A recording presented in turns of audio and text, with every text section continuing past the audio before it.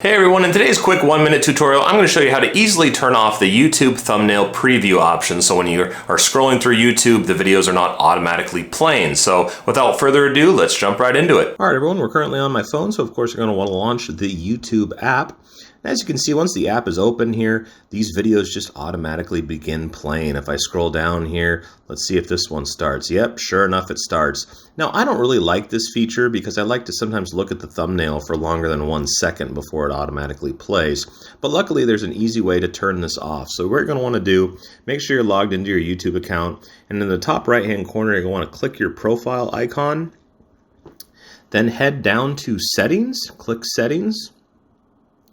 Then at the very top, click General. Then down here to Playback in Feeds. Go into there. And as you can see, you can have it preview all the time when you're on Wi-Fi only or off. So I'm going to select off.